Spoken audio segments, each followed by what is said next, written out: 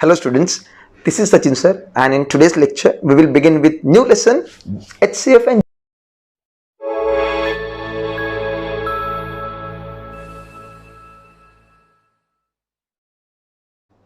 Lesson को शुरू करने से पहले हम क्या करते हैं, सबसे पहले इस चैप्टर का नाम जो है ना उसे समझने की कोशिश करते हैं। शुरू करते हैं HCF से।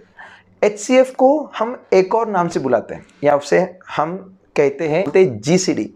तो HCF एंड GCD दोनों का मतलब सेम ही हुआ, ठीक है, पर उनके फुल फॉर्म थोड़े अलग आते हैं।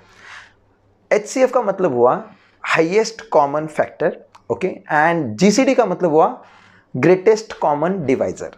अभी दोनों का भी अगर लास्ट का जो लेटर है उसको अगर ऑब्जर्व करोगे आप तो उसको पता चलेगा कि D stands for divisor and F stands for factor. दोनों का भी मतलब एक ही होता है इस कॉन्सेप्ट के लिए, ठीक है। हम शुरू उसी से करेंगे। सबसे पहले हम समझने की कोशिश करते हैं कि डिवाइजर और फैक्टर होता क्या है। समझो आपको 24 को डिवाइड करना है 4 से, तो आप डिवाइड कर पाओगे? आंसर कितना आएगा? 6 आएगा। और रिमाइंडर कितना बच रहेगा? 0 बन जाएगा रिमाइंडर। तो हम उसे क्या कहेंगे? डिवीजन पूरी हो गई। तो उस वक्त जब रिमाइंडर 0 आता है तब हम उसे बोलते हैं डिवाइजर या फिर फैक्टर। तो किस नंबर को फैक्टर कहा जाएगा? मैंने 24 को डिवाइड किया 4 से और रिमाइंडर 0 आया, इसलिए 4 को हम क्या कहेंगे? फैक्टर ऑफ 24 या फिर डिवाइजर ऑफ 24। अब इस बात को याद रखने का है। एक और छोटा सा एग्जांपल लूं। अगर मैंने 8 को डिवाइड किया है 2 से, रिमाइंडर 0 आएगा, तो डिवाइजर कौन सा बना? हाँ yes, divisor will be 2। Reason क्या रहा? रिमाइंडर इज 0 है, इसलिए हम उसे फैक्टर भी बोलेंगे, ठीक है। तो आपको आई होप कि आपको पहले तो डिवाइजर एंड फैक्टर का कॉन्सेप्ट क्लियर हो गया, ठीक है। फिर भी एक बार ये वीडियो देख लो। We have to understand the meaning of divisor or a factor of a number. Divisor or a factor of a number is such a number wherein it divides another number, the remainder becomes 0, and then we say the division is completed. Okay, so that means whenever you find 0 in the remainder, then that number, the one which is dividing, is called as a divisor or a factor of that number. So here, for example, when we divide 100 by 5, we get answer 20, that is quotient, and no remainder is left. I mean to say the remainder becomes 0, and at that time this 5, my dears, is called as divisor of 100 or factor of 100. I hope I made it very clear to you. But is it so that number has only one divisor? No, one number can have many divisors. Like 100 as 5, we have 2, 4, 10, 20, 25 as its divisor or a factor. I think I made it very clear to you. आपने देखा पिछले video में कि जरूरी ये नहीं होता है कि किसी नंबर को सिर्फ एक ही डिवाइजर हो, ठीक है। वो 2 भी हो सकते हैं, 2 से ज़्यादा भी हो सकते हैं। उसी नंबर ऑफ डिवाइजर्स के ऊपर मैथ्स में एक और नया कॉन्सेप्ट डेवलप होता है और वो है prime number, composite number. Okay, याद रखना इन दोनों को। फिर ये प्राइम नंबर होता क्या है? ऐसे नंबर जिनके पास सिर्फ 2 ही डिवाइजर है। और पता है कौन से रहेंगे वो? Number itself and 1। जैसे कि अगर मैंने आपको कहा कि 2 के फैक्टर बताओ मुझे क्या क्या आते हैं, तो आप क्या बोलोगे? 2 किस किस टेबल में आता है बताओ? तो आंसर क्या रहेगा आपका? 2 खुद की टेबल में आता है 2 की, और 1 की टेबल में आएगा, जैसे कि 1 2 ज़ा 2। ओके, तो 2 ही फैक्टर बने उसके या फिर 2 ही डिवाइजर बने उसके, ठीक है। कुछ ऐसे नंबर होते हैं, हम उन्हें प्राइम नंबर बोलते हैं। तो इन शॉर्ट आप डिफाइन कैसे करोगे प्राइम नंबर्स को? Numbers which have only 2 divisors, 1 and the number itself, are called as prime numbers. फिर क्या होगा अगर किसी नंबर को डिवाइजर्स 2 से ज़्यादा है? तब हम उसे बोलेंगे कंपोजिट नंबर, है ना? आसान एकदम। So how will you define composite number? Numbers which have more than 2 divisors are called as composite numbers. फिर आप अभी ये सोचो कि ऐसा कोई नंबर हो सकता है क्या कि जिसको सिर्फ एक ही डिवाइजर हो? हाँ, ऐसा एक नंबर है, वो है 1। ओके, और हम उसे बोलते हैं इसीलिए कि उसको एक ही डिवाइजर आता है, इसलिए हम उसे बोलते हैं neither prime nor composite. Okay, ये समझो कि प्राइम नंबर बनने के लिए उसके पास सिर्फ 2 डिवाइजर चाहिए, ठीक है, not less than that, not more than that. Composite बनने के लिए 2 से ज़्यादा चाहिए, पर 1 एक ऐसा नंबर है जिसके पास सिर्फ एक ही डिवाइजर आता है, और इसीलिए हम 1 को बोलते हैं neither prime nor composite. Okay, तो अभी हम प्राइम नंबर्स के बारे में और भी कुछ जानेंगे। 1 से लेके 100 तक ऐसे कौन से प्राइम नंबर्स हैं, हम उसकी लिस्ट देखेंगे और उसके बाद आपको उसको ऑब्जर्व करके अच्छे से उनके जो स्पेशलिटीज़ है उनको समझना है। तो आप चलो As ये we वीडियो have देखो। understood the concept of divisor, we can say when numbers have one divisor, then there's a different type. Then when numbers have two divisors, then there are different type. And when numbers have three or more divisor, I mean to say more than two, then there are different types of numbers. Okay, and based on that number of divisors only, we have divided them into different categories. There are three categories. When numbers have many divisors, we say it is composite number. When numbers have only two divisors, then it is called prime number. And what do we call the number which have only one divisor? Come on, think. Is there any guess? Don't worry, why fear when sir is here? We call those numbers neither prime nor composite.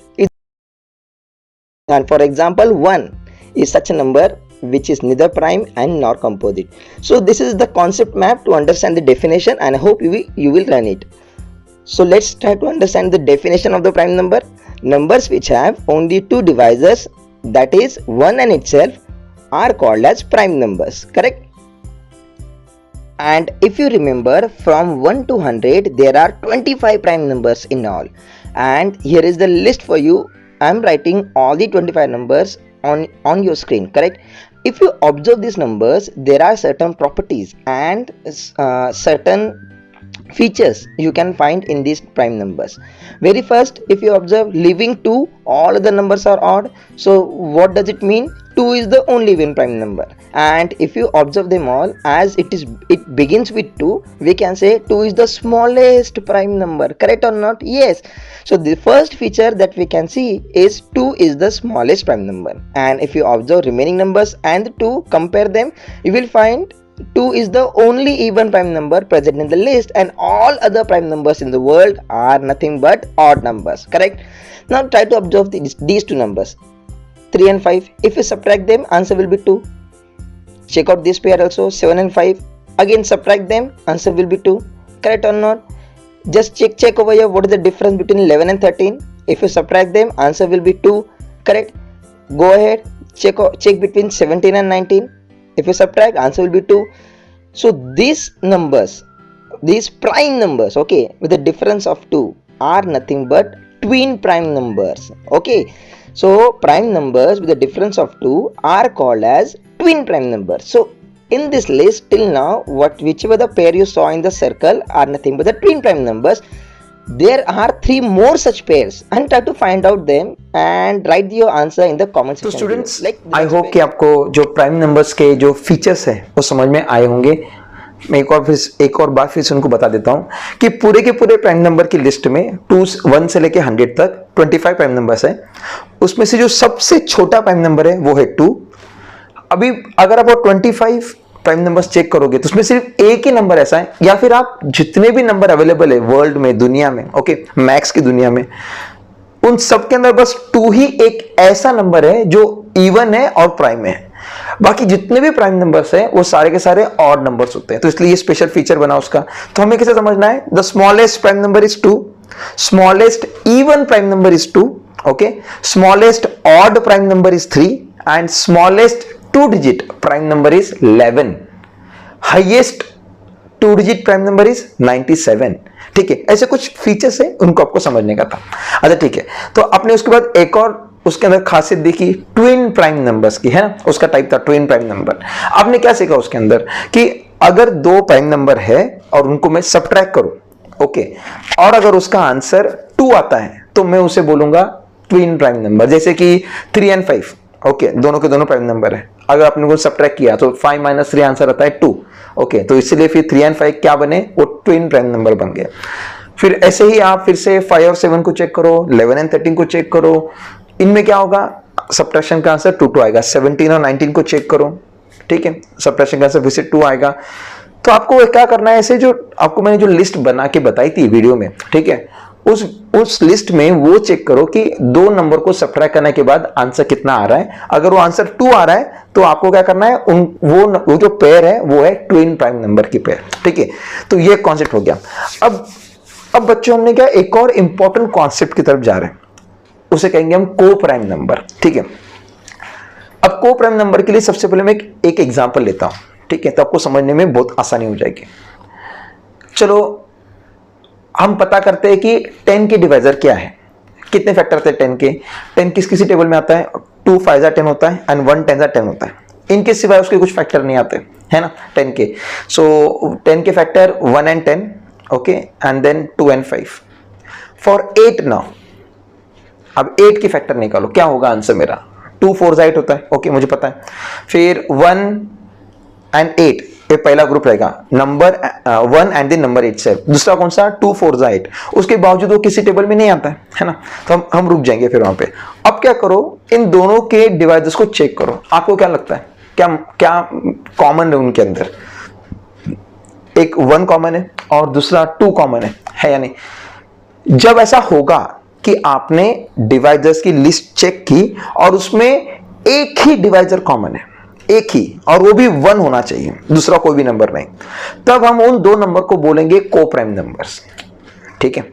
और अगर उसके अंदर एक से ज्यादा divisors common निकल रहे हैं, ठीक है, फैक्टर्स आ रहे हैं कॉमन की लिस्ट में, तो हम उसे बोलेंगे इट इज नॉट अ को प्राइम नंबर।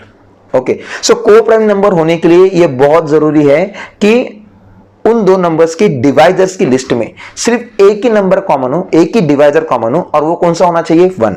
अगर ऐसा है तो वो को प्राइम नंबर है, और ऐसा अगर नहीं है तो वो को प्राइम नंबर नहीं है। In short, how will you define this coprime number?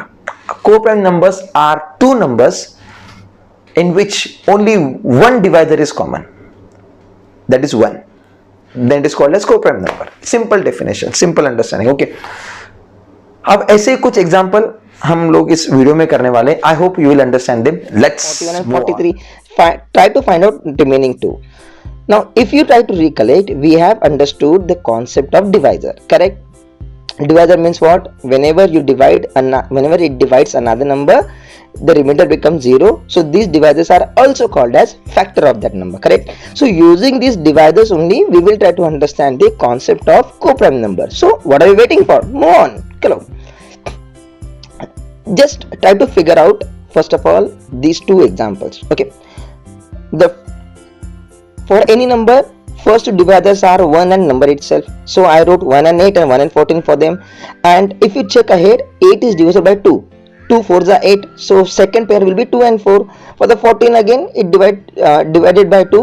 Answer will be 2 and 7. 2 7s are 14. So second pair is 2 and 7. Now observe these four numbers properly. 4 above, 4 down. You will find 1 and 2 are two common divisors between 8 and 14. Right? Now let's try to find the divisor of 4.